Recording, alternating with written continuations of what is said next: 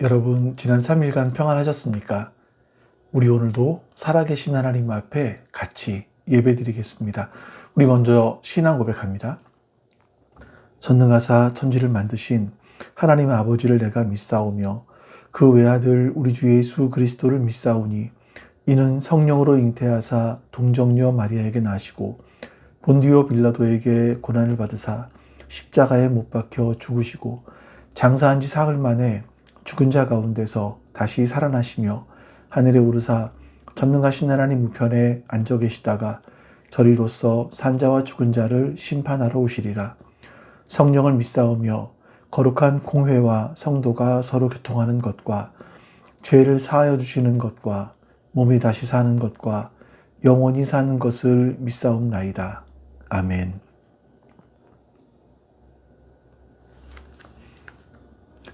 네, 이제 우리 같이 하나님을 찬송하겠습니다.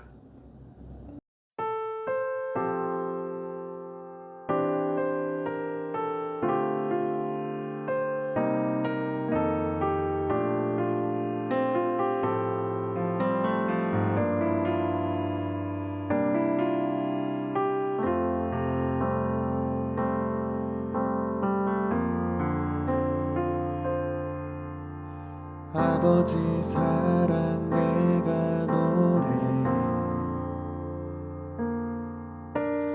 아버지 은혜 내가 노래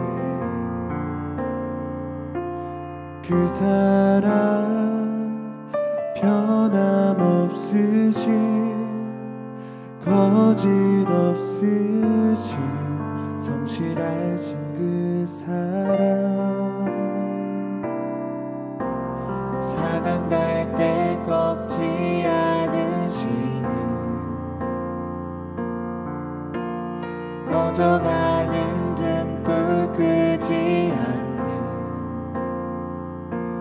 그 사랑 변함없으신 거짓 없으신 성실하신 그 사랑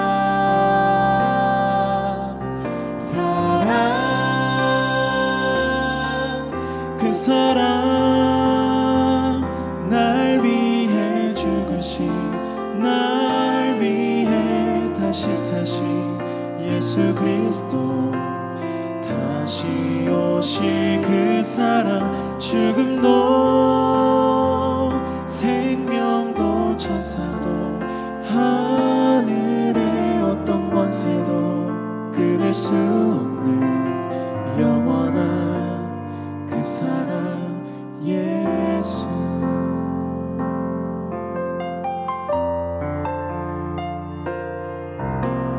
아버지 사랑 내가 노래 아버지 은혜 내가 노래 그 사랑 변함없으신 거짓 없으신 성실하신 그 사랑 사강 갈 때 꺾지 않으시는 꺼져가는 등불 끄지 않는 그 사랑 변함없으신 거짓 없으신 성실하신 그 사랑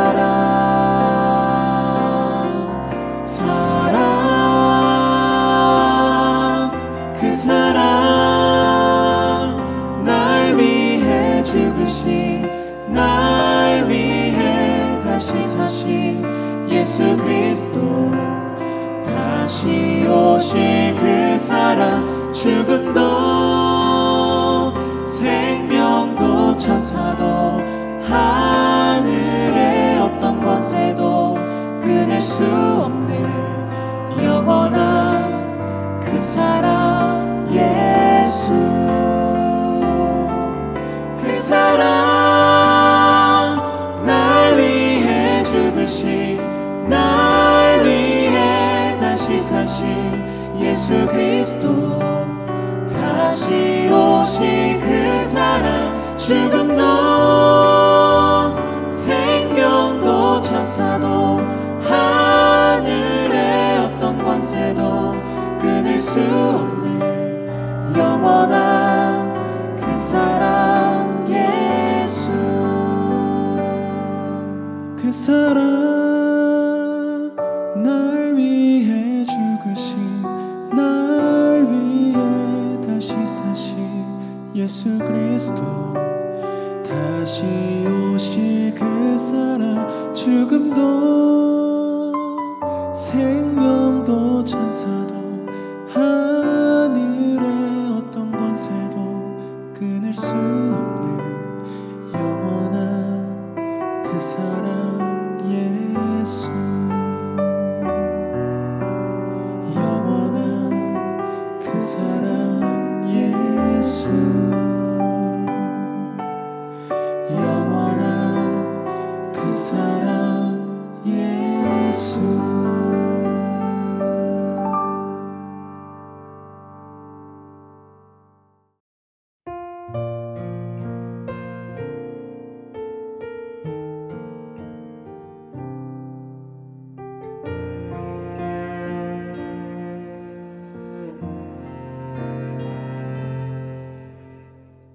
하나님 한 번도 나를 실망시킨 적 없으시고 언제나 공평과 은혜로 나를 지키셨네. 하나님 한 번도 나를 실망시킨 적 없으시고 언제나 공평과 은혜로 나를 지키셨네.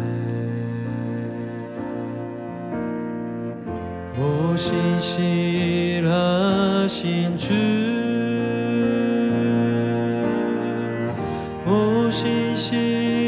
오신실하신 주 내 너를 떠나지도 않으리라 내 너를 버리지도 않으리라 약속하셨던 주님 그 약속을 지키사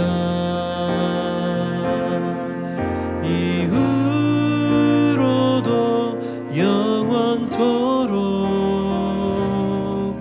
나를 지키시리라 확신하네.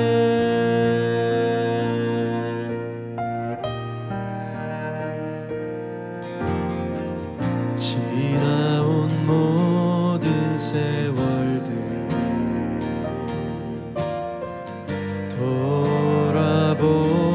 돌아보아도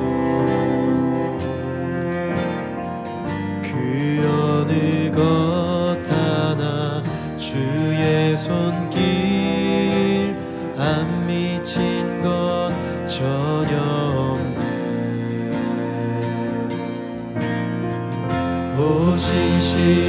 오신실하신 주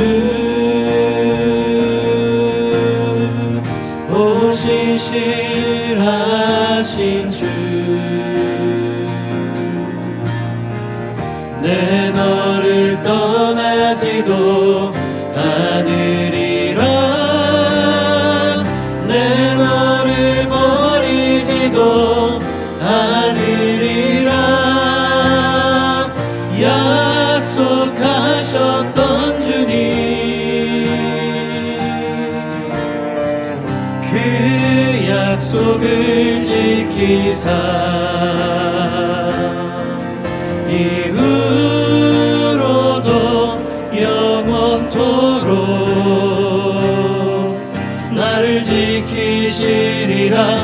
확신하네 선포하라 선하신 주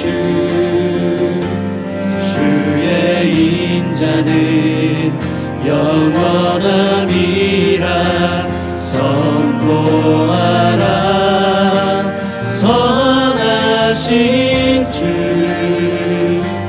주의 인자는 영원함이라 선포하라 선하신 주 주의 인자는 영원함이라 선포하라 선하신 주 주의 인자는 영원함이라 선포하라 선하신 주 주의 인자는 영원함이라 선포하라 선하신 주 주의 인자는 영원함이라.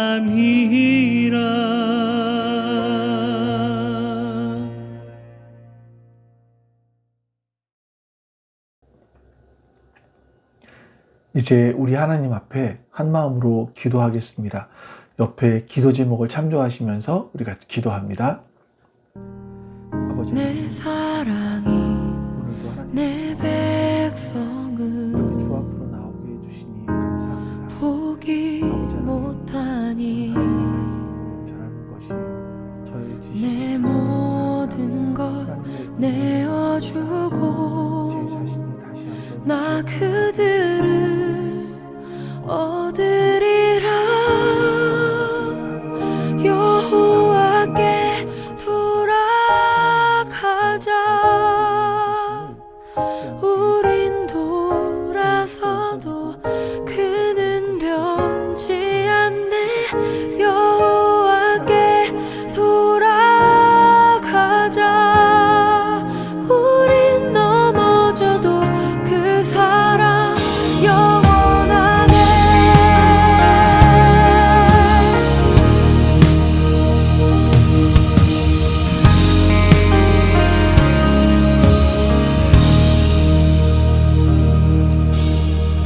내 백성이 나를 떠나. 아버지 하나님, 오늘도 이렇게 하나님 앞에 예배드릴 수 있는 은혜를 주셔서 감사합니다. 우리가 하나님을 예배할 수 있는 것이 하나님의 놀라운 은혜임을 기억하게 해주시옵소서. 그리고 감사함으로 주 앞에 나아가게 해주시옵소서. 그래서 오늘 예배가 하나님 앞에 올바로 설 수 있는 그런 시간이 될 수 있도록 주님 도와주시옵소서. 감사드리며 우리 주 예수 그리스도의 이름으로 기도하옵나이다. 아멘. 여러분과 함께 나눌 하나님의 말씀은 누가복음 15장 25절에서 32절까지 말씀입니다. 누가복음 15장 25절에서 32절입니다. 그런데 큰아들이 밭에 있다가 돌아오는데 집에 가까이 이르렀을 때에 음악 소리와 춤추면서 노는 소리를 듣고 종 하나를 불러서 무슨 일인지를 물어보았다. 종이 그에게 말하였다. 아우님이 집에 돌아오았습니다. 건강한 몸으로 돌아온 것을 반겨서 주인 어른께서 살찐 송아지를 잡으셨습니다. 큰 아들은 화가 나서 집으로 들어가려고 하지 않았다. 아버지가 나와서 그를 달랬다. 그러나 그는 아버지에게 대답하였다. 나는 이렇게 여러 해를 두고 아버지를 섬기고 아버지의 명령을 한 번도 어긴 일이 없는데 나에게는 친구들과 함께 즐기라고 염소 새끼 한 마리도 주신 일이 없습니다.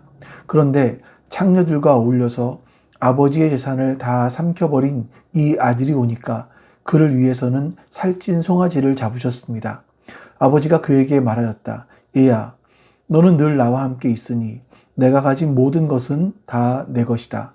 그런데 너의 아우는 죽었다가 살아났고 내가 잃었다가 되찾았으니 즐기며 기뻐하는 것이 마땅하다. 아멘. 여러분, 우리가 지난주에 나눴던 말씀을 기억하시나요? 지난 수요예배 때는요, 아버지의 사랑에 대한 비유 앞부분을 보았죠. 아버지의 유산을 미리 챙겨서 타국으로 떠났다가 이 모든 것을 다 탕진하고 돌아왔던 둘째 아들에 대한 이야기였습니다. 거짓골을 하고 돌아온 아들에게 묻지도 따지지도 않고 달려가서 끌어안는 그 아버지, 그리고 그 아들의 더러운 옷을 벗기고 가장 좋은 옷과 가락지를 끼워주며 내 아들이 죽었다가 살아났다, 이렇게 외치던 그 아버지, 그 아버지의 사랑을 같이 살펴보았습니다. 마치 그것은요, 자격이 없는 우리를 향해 쏟아부어 주시는 십자가의 은혜였다라고 말할 수 있을 것 같아요. 자, 그런데 예수님의 이 비유는 여기서 끝나지를 않았습니다. 집안에서 살찐 송아지를 잡고 음악 소리가 들리면서 기쁨의 잔치가 벌어지고 있는데, 이제 카메라의 앵글은 그 잔치에서 집 밖으로 딱 옮겨집니다. 그리고 그곳에는 잔치에 들어가지 않고 어둠 속에서 씩씩거리고 있는 한 명의 아들이 다시 보여지기 시작을 하죠. 자, 오늘 우리는요, 집 나간 탕자보다 어쩌면 더 다루기 힘든, 더 치유하기 어려운 집 안에 있는 탕자, 이 바로 첫째 아들에 대한 이야기를 같이 한번 나눠보려고 합니다. 그리고 그 큰아들을 위해서 다시 한번 집 밖으로 걸어 나오시는 달래시는 아버지에 대한 그 끈질긴 사랑을 같이 한번 살펴보려고 합니다. 여러분은 혹시 영화 아마데우스를 기억하시는지 모르겠습니다. 그 영화는 천재 모차르트에 대한 이야기가 아니라 평생 그 모차르트를 질투했던 2인자였죠. 궁정의 음악가 안토니오 살리에리, 그 살리에리의 고백록이라고 할 수가 있을 겁니다. 자, 영화 후반부에는요, 늙고 병든 살리에리가 십자가를 향해 절규하는 장면이 나옵니다. 이걸 보면서 신앙인들이 섬뜩한 부분들이 생기죠. 그는 십자가를 떼서 불 속에 던지면서 이렇게 말을 합니다. 주님, 저는 당신을 위해 평생 독신으로 살았습니다. 당신의 영광을 위해 내 모든 욕망을 절제하고 금식하고 가난한 자를 도왔습니다. 저는 당신과 약속한 모든 걸 지켰습니다. 그런데 당신은 왜 저 천박하고 방탕한 모차르트 녀석에게 당신의 천재성을 불어 쏟아부어 주셨습니까? 저 녀석은 당신을 모욕하고 제멋대로 사는데 왜 그를 주인공으로 삼으시고 당신을 위해 평생을 바친 나는 그저 그를 바라보며 박수나 치는 관찰자로 만드셨습니까? 이것이 당신의 공의입니까? 이 살리에리의 분노는요, 단순하게 그 음악적인 재능에 대한 질투를 넘어서는 거죠. 그에게는 보상 심리가 무너져 버렸어요. 이런 마음이 있었던 겁니다. 내가 이만큼 드렸고 내가 이만큼 했으니 하나님은 나에게 이만큼 해주셔야 맞지 않습니까? 이렇게 생각했던 어떤 신앙 공식이 깨졌을 때 나오는 배신감 같은 거, 하나님에 대한 배신감, 이런 것이 아니었을까 하는 생각이 듭니다.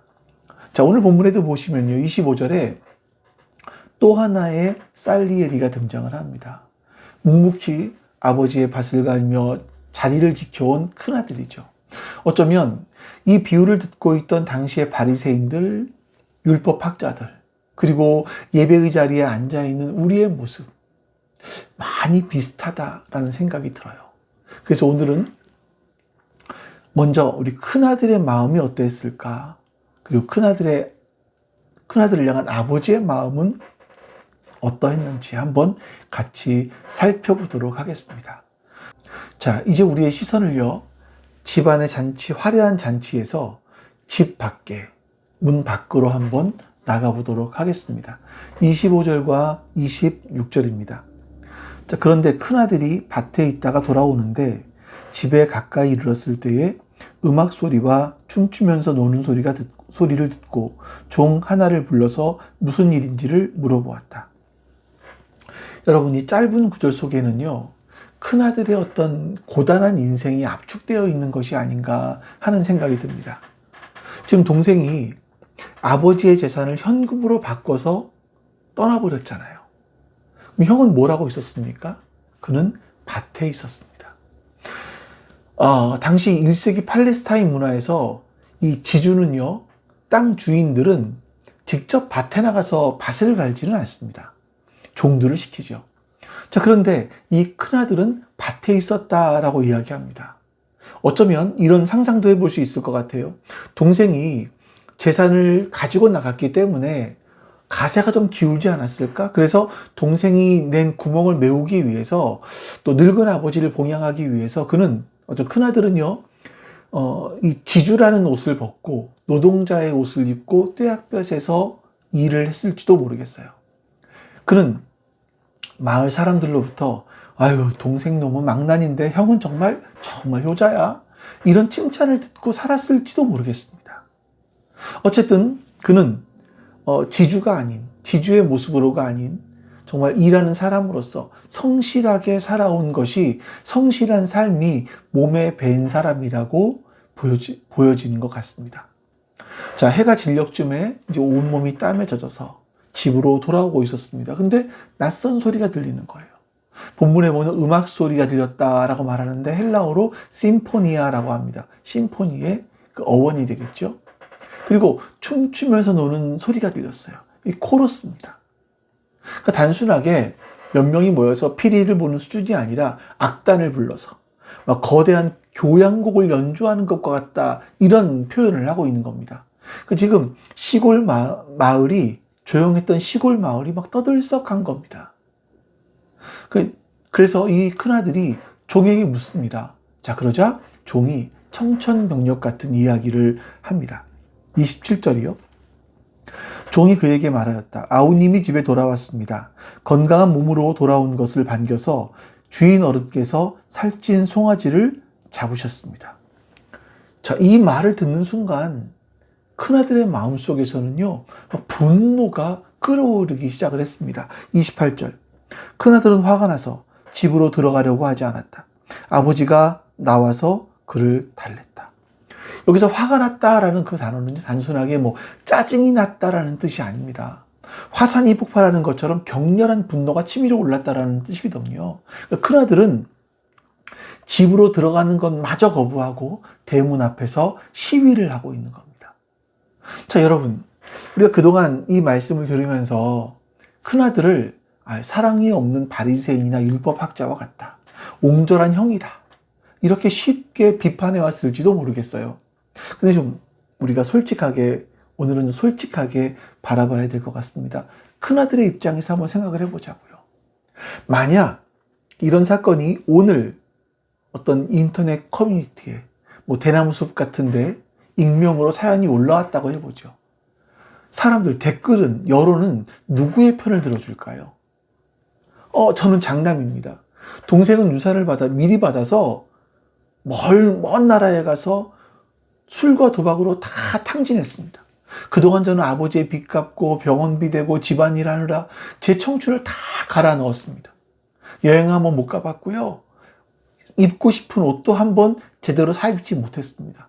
그런데 이 빈털터리가 되어서 돌아온 동생을 아버지는 이 동생에게 자신은 평생 동안 구경 한번 못 해봤던 호화로운 잔치를 열어주는 겁니다. 심지어 저에게는 한마디 의론도 안 했습니다. 이게 말이 됩니까? 자, 이렇게 글을 올렸다면 여러분들 아마 99%가 큰아들 편을 들었을 거예요. 아버지가 노망났나 보다. 호구 잡히지 말고 당장 유류분 청소송을 해라. 공정한 사회라면 성실하게 산 사람이 대우받아야지 사고 친 놈이 왜 대우받냐? 막 이런 댓글들이 많이 올라왔을 것 같아요. 이것이 여러분, 세상 사람들이 말하는 상식입니다. 정의입니다. 뿌린 대로 거둔다. 인과응보죠. 노력한 자가 상을 받고 죄진 자는 벌을 받는 것. 이 원칙이 무너지면 우리의 사회는요, 유지될 수가 없습니다. 자, 그런 관점에서 본다면 큰아들은 명백한 피해자라고 볼 수 있겠죠. 그러니까 이 큰아들의 분노는요, 단순한 감정이 아닌 거예요. 자신의 인생을 지탱해온 도덕관, 도덕적인 세계관, 이게 붕괴되는 것에 대한 공포, 박탈감인 겁니다. 내가 옳고 그는 틀렸는데 왜 아버지는 틀린 자를 환대하는가 이거죠. 내가 쌓아올린 공든탑은 무너지고 저 녀석의 방탕함이 인정받다. 이게 도대체 무슨 일인가? 여러분, 우리는요, 아버지와 아들의 관점이 정면으로 충돌하는 것을 볼 수 있습니다. 아버지는요, 이 모든 상황을 판단할 때에 생명의 관점에서 보는 거예요. 잃어버린 내 새끼가 돌아왔다. 이것 하나면 아버지는 충분한 겁니다. 생명 앞에, 한 사람의 생명을 구하는 것 앞에서 비용을 계산하는 것은 무의미하다라는 거죠. 물에 빠진 자식을 건져 올렸는데 내 옷이 젖는 것쯤이야 무슨 상관이 있냐, 그럴 부모는 없을 겁니다. 예? 상관이 있다라고 하는 부모는 없을 겁니다. 그런데 큰아들은 철저하게 법과 공로의 관점에서 이 상황을 보는 거예요. 이건 계산이 안 맞습니다. 아버지, 투자 대비 산출이 불공정합니다. 그래서 지금 탕자는요, 집안에서 아버지의 은혜에 감격해서 울고 있는데 평생 아버지 곁을 지켰던 모범생 아들은요, 집 밖에서 이를 갈면서 분노하고 있는 거예요. 이게 여러분 바로 율법주의의 비극입니다. 교회 안에 있지만 십자가의 은혜를 알지 못하는 사람들은요, 이것과 비슷한 삶의 생각들을 하면서 살아갑니다. 평생을 헌신했어요. 기쁨이 없습니다. 마음속에요, 판단과 정죄가 있습니다. 그리고 억울함만 가득해요. 예수님은요, 바로 지금 이런 바리새인들을 향해서, 그리고 오늘날 성실함의 덫에 걸린 우리를 향해서 이 거울을 비추고 계신 거죠. 자, 분노한 아들이 들어오지 않자 아버지가 밖으로 나갔어요. 아버지는 둘째 아들을 맞이하기 위해서 체면을 다 버리고 달려갔던 것처럼, 혹시나 그 아들이 카자자를 당할까봐 열심히 달려갔던 것처럼, 이번에는 첫째 아들의 마음을 돌리기 위해서, 달래기 위해서 밖으로 다시 한번 걸어 나옵니다. 그리고 그를 달래죠. 자, 그러자 이 큰아들은요, 그동안 가슴 밑바닥에 꾹꾹 담아놓았던 섭섭함을 폭발시킵니다. 자, 29절을 보면 이 한 절 말씀에 현대 교인들이 겪고 있는 영적 질병들이 고스란히 담겨 있는 것 같습니다. 그러나 그는 아버지에게 대답하였다. 나는 이렇게 여러 해를 두고 아버지를 섬기고 있고 아버지의 명령을 한 번도 어긴 일이 없는데 나에게는 친구들과 함께 즐기라고 염소새끼 한 마리도 주신 일이 없습니다. 여러분, 오늘 이 29절 말씀에 헬라어 원문으로 보면요, 제일 앞에 보십시오라는 단어가 나와요. 이 단어는 아버지를 부르는 친밀한 호칭이 아닙니다. 법정에서 검사가 피고를 향해서 이 증거를 내밀면서 하는 말이죠. 자, 이것 좀 보십시오. 내 말이 틀립니까? 지금 큰아들이 아버지와 대화하려는 것이 아니라 지금 누가 옳고 틀린지를 싸우려고 하는 그런 모습인 거예요. 특별히 주의해야 될 부분들이 있는데, 내가 여러 해를 아버지를 섬겼다, 여러 해를 두고 아버지를 섬기고 있고 섬겼다라는 이 번역된 헬라어는요, 아들이 아버지를 도왔다라는 뜻이 아니라 노예가 주인을 위해서 일을 했다라는 뜻으로 기록되어 있습니다. 원문에 보시면요. 자, 여러분, 이 큰아들의 입에서 나온 단어가 좀 비극적이지 않나요?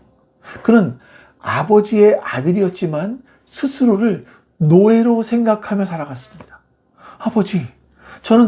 아버지, 당신의 수십 년간 노예로 살았습니다. 그냥 시키는 일 군말 없이 다 했고, 주말도 반납하고 일만 했습니다. 내가 당신의 명령을 어긴 적이 있습니까? 단 한 번도 없습니다. 자, 이렇게 여러분, 이 큰아들은요, 아버지와 자신과의 관계를 사랑과 신뢰가 아니라 계약, 거래, 이런 관계로 보았던 거예요. 내가 이만큼 노동력을 제공했으니까 아버지는 이 노동력에 상응하는 보상을 해주셔야만 합니다. 이거예요. 이 성과주의. 이것이 큰 아들의 생각이었습니다. 자, 그러니 작은 아들이 돌아왔을 때 기뻐할 수 있겠습니까? 지금 작은 아들은요, 동생은요, 무임승차한 존재로밖에 보이지 않는 거예요. 이런 어떤 종의 영성을 가진 사람의 특징이 뭔지 아십니까? 비교의식, 결핍의식이에요. 자, 큰아들이 뭐라고 했는지, 뭐라고 항변합니까? 나에게는 친구들과 함께 즐기라고 염소 새끼 한 마리도 주신 일이 없습니다. 이렇게 말을 해요. 자, 이게 뭘 의미하죠? 아버지가 인색해서 안 주셨다라는 말입니까? 아니죠. 큰아들 스스로가 아버지의 풍성함을 누릴 만한 그런 마음이 없었다라는 겁니다. 누릴 줄 몰랐다라는 겁니다. 이 사람은요, 큰아들은요, 아버지의 재산이 다 자기의 것임에도 불구하고 스스로를 노예처럼 생각을 하며 살았습니다. 아버지는 깐깐한 분이야. 괜히 송아지 달라고 했다고 혼날지도 몰라. 그냥 일이나 해야지. 이 큰아들은요, 아버지를 관대하신 분이 아니라 자기를 고용한 고용주처럼 생각하면서 살아왔던 겁니다. 그래서 평생 아버지 집에 살면서 염소 새끼 한 마리를 마음대로 잡아서 친구들과 나누면서 잔치를 벌이지 못했던 거죠. 그러니까 스스로 만든 감옥에 갇혀서 누리지 못하고 즐기지 못하고 일만 하다가 이제 와서 왜 안 주셨습니까? 라고 따지는 겁니다. 그리고 이 분노의 눈이 멀어서 사실을 왜곡하는 겁니다. 30절 말씀을 볼까요? 그런데 창녀들과 어울려서 아버지의 재산을 다 삼켜버린 이 아들이 오니까 그를 위해서는 살찐 송아지를 잡으셨습니다. 성경 어디에도요, 둘째가 창녀들과 놀았다라는 기록은 없습니다. 하지만 형의 상상 속에는 동생은 이미 페류나인 거예요. 페류나 중에 페류나였었습니다. 또한 큰아들은요, 동생을 내 동생이라고 부르지 않습니다. 이 아들, 즉 당신의 저 아들 녀석, 이렇게 부르는 거예요. 아버지와의 관계를 끊어내고 동생을 타자화해버린 거죠. 자, 여러분, 이게 혹시 우리의 모습이 아닌가 생각이 듭니다. 인생에 가장 무거운 짐을 지고 살아가는 여러분들이세요. 직장에 살아남기 위해서 발버둥 치고, 집에서는 자녀 뒷바라지, 부모님 봉양하고, 정말 허리가 휩니다. 또 교회 와서는 직분이라는 이름의 멍에를 메고 봉사를 해야 되기도 하죠. 자, 그러다 문득 이런 생각이 들 때가 있지 않나요? 하나님, 저 김 집사는요, 기도도 안 하고 맨날 놀러만 다니지 않았나요? 근데 자식이 명문대를 붙어요. 사업도 대박이 나요. 근데 저는 새벽 기도 나와서 기도하고 11조 꼬박꼬박 하고 뭐 휴가라서 단기 선교를 가기도 하고, 근데 왜 제 형편은 이 모양 이 꼴입니까? 왜 저에게는 염소 새끼 한 마리 안 잡아주셨습니까? 이게 공평합니까? 자, 우리 밑바닥에는요, 이렇게 큰아들의 신학, 즉 기브 앤 테이크 신학이 깔려 있는 것 같아요. 하나님을 인격적인 아버지가 아니라 동전을 넣으면 거기에 상응하는 상품이 나와야 되는 자판기처럼 대하고 있는 것은 아닌가 하는 생각이 듭니다. 자, 그래서 내가 넣은 동전만큼의 결과가 나오지 않으면 이 자판기를 발로 차고 화를 내는 겁니다. 이것은요, 아들의 기도가 아니라 채권자의 독촉처럼 보여집니다. 자, 이렇게 씩씩거리며 대드는 아들에게 아버지가 어떻게 반응을 합니까?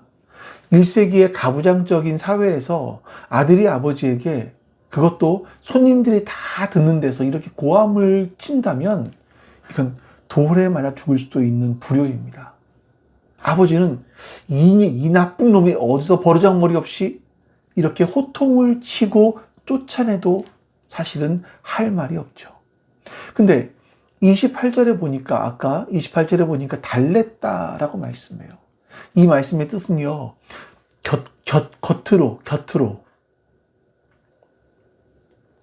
곁으로 가까이 불러서 위로하다, 간청하다, 이런 뜻입니다. 또 그리고 성령님과 어원이 같아요.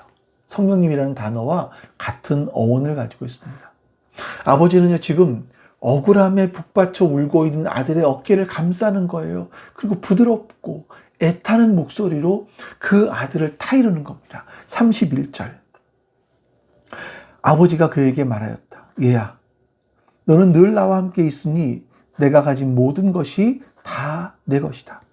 여기서 얘야라는 단어는요, 아들을 부르는 아버지의 가장 다정한 애칭이라고 합니다. 아들은 아버지를 당신 이렇게 부르는데 그는 밀어냈지만 아버지는 여전히 그를 사랑하는 내 아이로 부르고 있는 거죠. 자, 그러면서 그가 분노와 비교의식 때문에 놓치고 있었던 두 가지의 진실을 일깨워줍니다. 첫 번째가 뭐냐면요, 너는 항상 나와 함께 있지 않았느냐라는 거예요. 자, 아버지가 큰아들에게 주신 상급이 뭡니까? 그건 염소 새끼나 송아지 같은 물질적인 게 아니었습니다. 바로 아버지와 동행하는 그 자체였던 거죠. 아들아, 너는 지난 세월 매일마다 내 얼굴을 보며 살고 있지 않았니? 내가 밥 먹을 때 너도 함께 먹었고, 내가 쉴 때 너도 곁에 있지 않았었니? 탕자는, 둘째 아들은 그 세월 동안 쥐염 열매를 먹으면서 외로움에 떨었다. 근데 너는 나의 보호 아래 있지 않았니? 나와 함께 있는 것, 이게 가장 큰 복이란다. 이렇게 말씀을 하고 있는 것 같아요.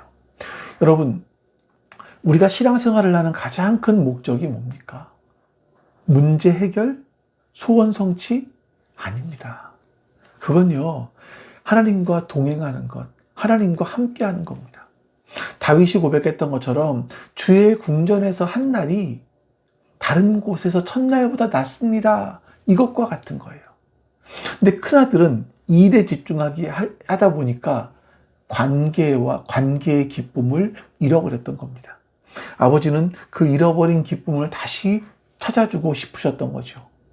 자, 그리고 두 번째, 내 것이 다 내 것이다 라고 말씀하세요. 이게 큰아들이 얼마나 잘못된 계산을 하고 있었는지 이걸 다 깨트리시는 겁니다. 자, 보시면요, 고작 염소 새끼 한 마리 때문에 서러워했니? 아들아, 눈을 들어 저 밭을 봐라. 저 창고 가득한 곡식을 봐라. 저게 다 누구 거니?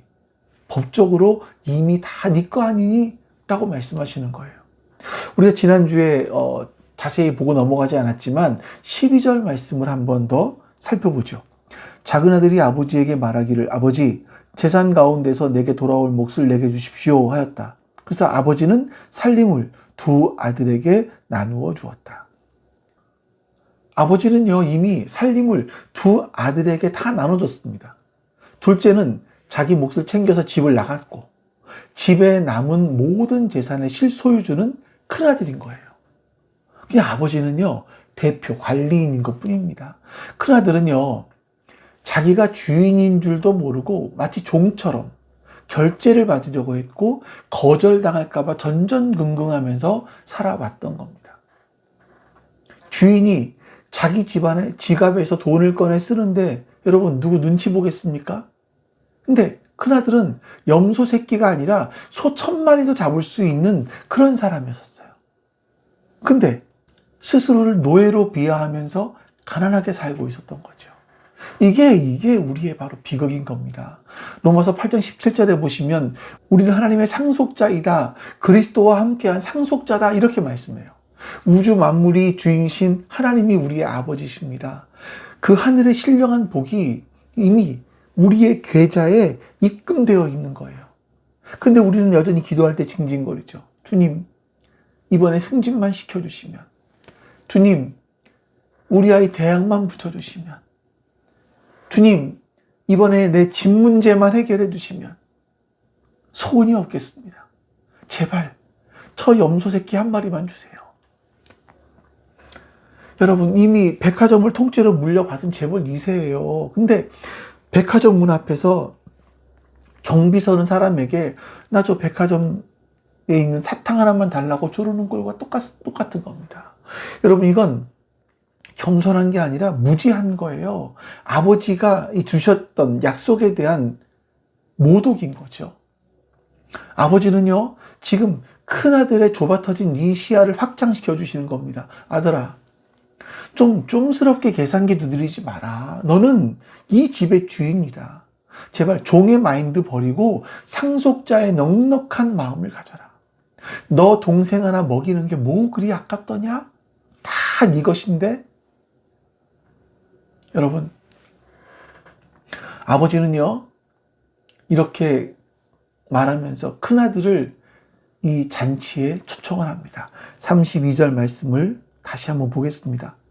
그런데 너의 이 아우는 죽었다가 살아났고 내가 잃었다가 되찾았으니 즐기며 기뻐하는 것이 마땅하다.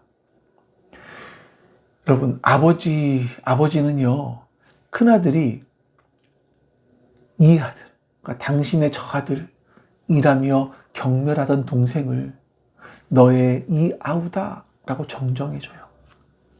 끊어진 형제 관계를 회복시켜 주시는 겁니다. 그리고 기뻐하는 것이 어떻겠니? 라는 것이 아니라 기뻐하는 것이 마땅하다라고 말씀하세요. 여기서 마땅하다라는 말은요, 반드시 그래야 한다라는 당위성을 넘어서는 말이에요. 이 상황에서는 기뻐하는 것 이외에 다른 반응을 보이는 것은 논리적으로 불가능한 일이야. 이렇게 말씀하시는 거죠. 여러분, 이런 일을 들어볼까요? 어떤 집에 전교 1등하는 모범생 형과 가출했다가 소식이 끊긴 동생이 있다고 생각을 해보십시오. 형은 항상 100점은 받아왔어요. 부모님이 아우 참 잘했다라고 칭찬을 합니다. 이건 아들의 성취에 대한 보상인 거죠. 근데 어느 날 집을 나가서 생사를 모르던 그 둘째 아들이 돌아왔습니다. 비록 학교는 퇴학을 당하고 빗장이가 되어서 돌아왔지만 그때 부모님의 마음이 어떻겠습니까? 100점의 시험지는 눈에 들어오지 않습니다. 동네 사람 다 불러 잔치를 여는 거죠. 여러분, 형은요, 성취로 기쁨을 주지만 잃어버린 아들은 존재 그 자체로 기쁨이 되기 때문에 그런 거죠. 이게 부모의 마음이고 그것이 아버지 하나님의 마음입니다. 아버지는요, 지금 큰 아들에게 자신의 마음을 열어서 보여주시는 거예요. 아들아, 나는 너의 성실함을 사랑해. 너는 내 자랑이야. 하지만 너의 동생은 지금 죽었다가 살아나지 않았니? 생명보다 더 귀한 것이 어디 있니? 이때는 시시비비를 가리는 재판관이 되지 말고 따뜻하게 안아주는 가족이 되어야 되지 않겠니? 나와 함께 이 기쁨의 자리로 들어가자. 이렇게 말씀하시는 거죠. 자, 예수님의 비유는요, 이 32절에서 갑자기 끝납니다. 열린 결말이라고 하죠. 이 큰아들은 아버지의 설득에 설득당해서 잔치에 들어가서 같이 기뻐했을까요? 아니면 나는 이런 불공정한 처사를 못 참습니다 하면서 아버지의 손을 뿌리치고 밖으로 나가버렸을까요? 예수님은 답을 주시지는 않습니다. 왜냐하면 그 답은요, 2000년 전 이 이야기를 듣고 있던 바리새인들과 율법학자들이 답을 해야 됐던 것이고, 또 지금 이 설교를 듣고 있는 우리들이 해야 될 이야기이기 때문입니다. 여러분, 솔직히 말하면 우리는 탕자보다는 큰 아들에 가깝습니다. 그래서 우리는 늘 억울해요. 교회 안에서 누가 더 대접을 받는지 예민합니다. 내 수고를 몰라주면 서운하고요. 나보다 신앙이 없어 보이는 저 김 집사가 잘 되는 꼴을 보면 배가 아파요. 입으로는 하나님의 은혜를 말하죠. 하지만 속으로는 철저하게 공로를 계산합니다. 내가 하나님께 이만큼 했으니 이만큼 받는 것. 우리는 아버지의 집에 살지만 은혜의 법칙으로 사는 것이 아니라 살리에리의 지옥에 살고 있는 것과 똑같지 않나요? 이제는 우리는 선택을 해야 됩니다. 이 비유의 결말이 열려 있지만 우리의 결말이 열려 있어서는 안 되기 때문이에요. 계속해서 자신의 의로움을 훈장처럼 달고 다니면서 문 밖에서 분노하고 있는 종으로 살아갈 것인가? 아니면 아버지의 그 넓은 품 안에 안겨서 내 것이 다 다 내 것이다 라는 그런 상속자의 권세를 누리면서 은혜의 잔치 안에 들어갈 것인지 우리가 선택해야 합니다. 지금 우리 아버지께서 우리의 손을 붙잡고 말씀하시는 거죠. 내 사랑하는 아들아, 딸아, 너 왜 그렇게 어깨에 힘을 주고 사니? 너의 의로움을 증명하기 위해서 왜 그렇게 애를 쓰니? 너는 종이 아니다. 너는 내 아들이다. 내 딸이다. 내가 가진 모든 생명, 복 이미 다 너의 거야. 그 무거운 짐을 나에게 맡기고 너는 함께 들어가자. 함께 먹고 함께 마시며 기뻐하자.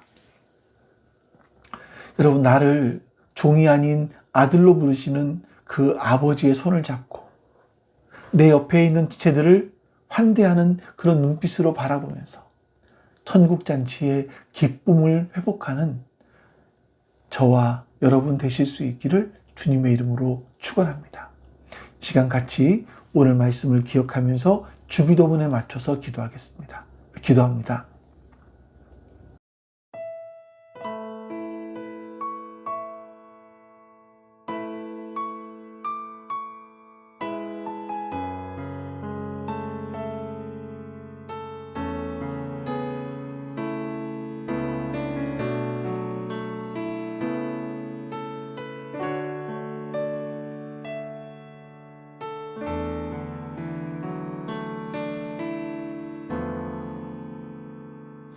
나의 백성이 다 경비하여 내게 기도하며 나의 얼굴을 구하여서 그 악한 길 떠나며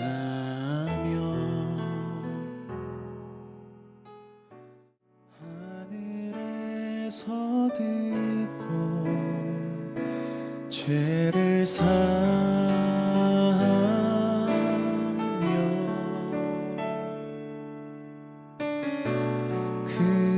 그들의 땅을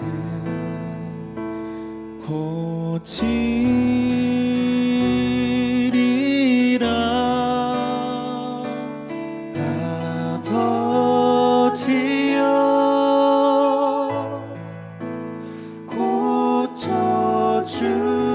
고쳐주소서. 이 나라 주의 것 되게 하소서. 주 하나님 간절히 기도하오니 상한 이 땅 새롭게 하소서.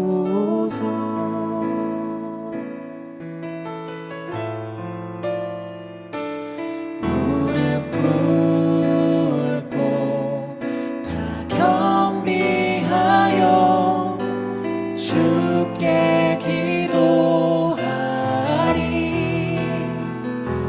주의 얼굴을 구하여서 그 악한 길 떠나리.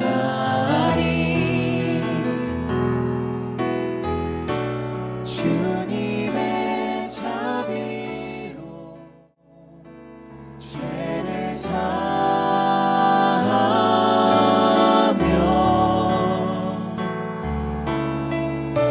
주님의 자비로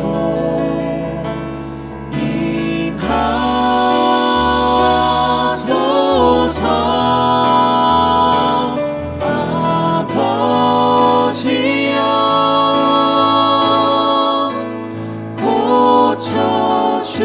고쳐주소서.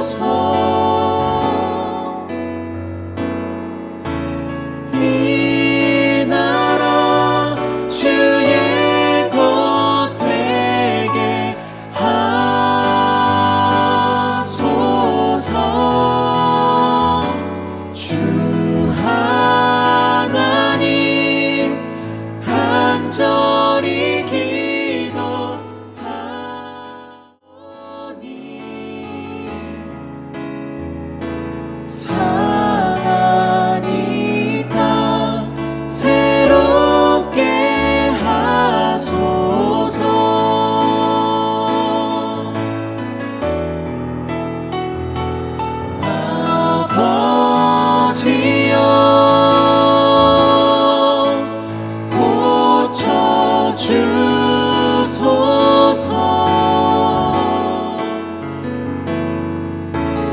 이 나라 주의 것 되게 하소서.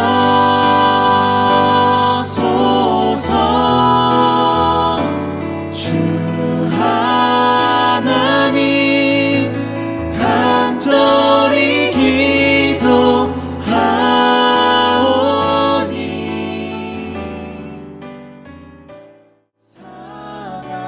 상하니까 새롭게 하소서.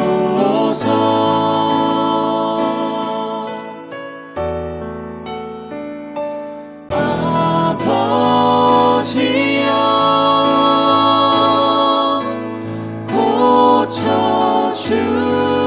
고쳐주소서.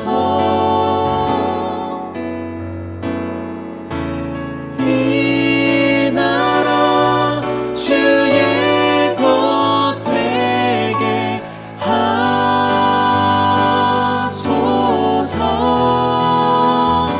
주 하나님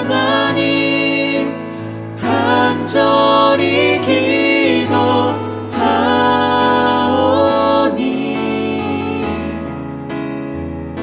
상하니까 새롭게 하소서.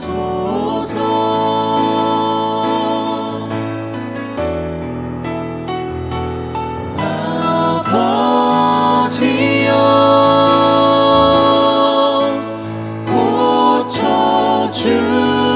고쳐주소서. 이 나라 주의 것 되게 하소서.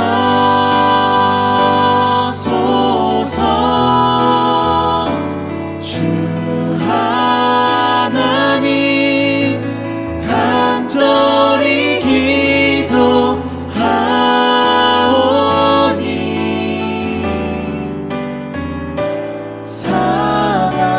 상하니까 새롭게 하소서.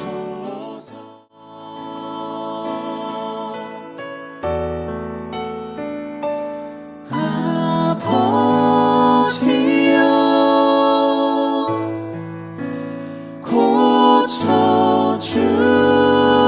고쳐주소서. 이 나라 주의 것 되게 하소서.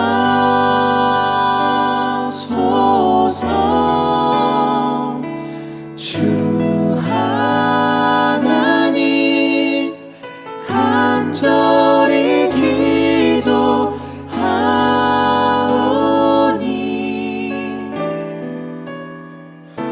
상하니까 새롭게 하소서.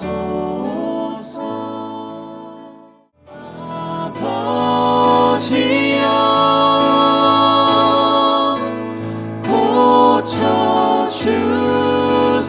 고쳐주소서.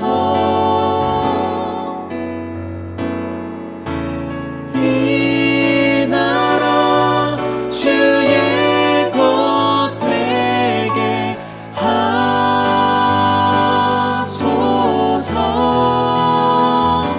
주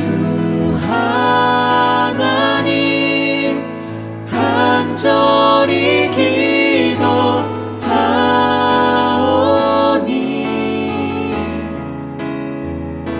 상하니까 새롭게 하소서.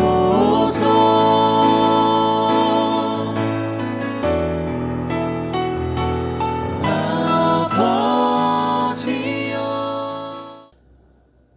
아버지 하나님, 내가 어떤 사람인지를 다시 한번 생각해 봅니다.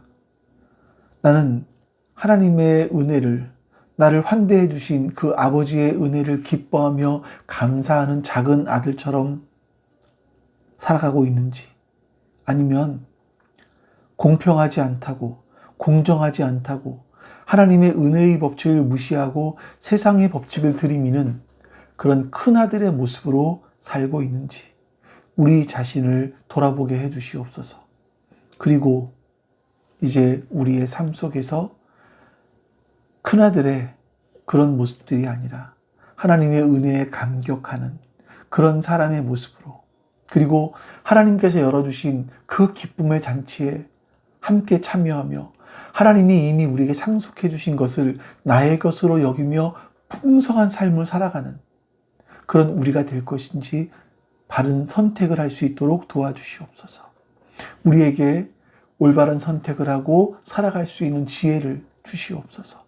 감사드리며 우리 주 예수 그리스도의 이름으로 기도하옵나이다. 아멘. 하늘에 계신 우리 아버지여, 이름이 거룩히 여김을 받으시오며 나라가 임하시오며 뜻이 하늘에서 이루어진 것 같이 땅에서도 이루어지이다.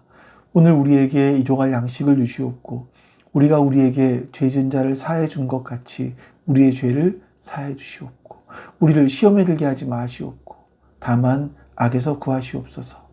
나라와 권세와 영광이 아버지께 영원히 있사옵나이다. 아멘.